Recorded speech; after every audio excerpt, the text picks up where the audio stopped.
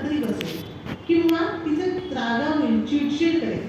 पण रजोगुण प्रधान स्त्री मात्र त्या परिस्थितीला स्वतःच्या भोवती एक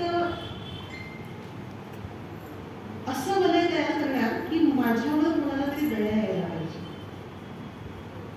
आता ह्या स्त्रीचा दोष आहे का बरं ती तशी वागते ती? नाही. तिला समजून घेणे भाग आहे तिच्या जन्मापासून तर तिच्या मृत्यूपर्यंत. या वयामध्ये ही जबाबदारी फक्त स्त्रियांची आहे का? नाही. तिच्या मनाला जे जे कोपरे पडले आहेत ते संसाराच्या रट्ट्यामुळे पडलेले आहेत. इथे सुनेची जबाबदारी जेवढीच आहे तेवढीच किंबहुना त्यापेक्षा जास्त जबाबदारी ही आपल्या आयुष्याच्या सहचारी पुरुषाची आहे. तिची गरज काय आहे? पाळी जात असताना एका स्त्रीची गरज काय आहे? अन्नाची गरज तिची फार कमी राहिलेली असते. पोटाला फार कमी हवं असतं कारण गट हे तर पूर्णतः कोलॅप्स झालेली आहे. तिची गरज आहे भावनिक. बसा, ऐकून घ्या. ती 10 वेळा एकच एक सांगेल. तिच्या मुलाने सुद्धा तिला 10 वेळा एकच एक विचारलेलं आहे आणि त्यावेळी तिने सांगितले की नाही तुमच्या मुलाला. मग आता तिचं लहान तिच्या घरामध्ये लहान मूल संचारले तर तुम्ही ऐकून घ्यायला हवं की नाही? ती चिडेल, ऐकून घ्या.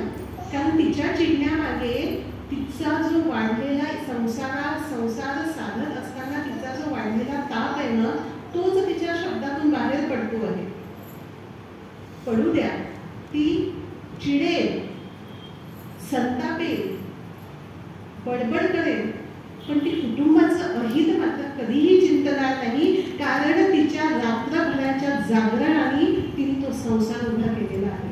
पुरुषांनी घाम गाळला असेल, अहोरात्र कष्ट करून संसाराची एक देखणं कंगोरे पुरुषांनी उभे केले असतील, पण त्या प्रत्येक कंगोऱ्यावर नक्षीकाम ह्या स्त्रीने केलेला आहे. आणि हे करत असताना तिची बोटं भाजली आहे आणि आता वेळ आहे प्रत्येक पुरुषांनी तिच्या भाजलेल्या बोटांवर फुंकर मारायची. आणि तिला स्वतःच्या आयुष्याचा आस्वाद घेता येत नसेल तर चमचा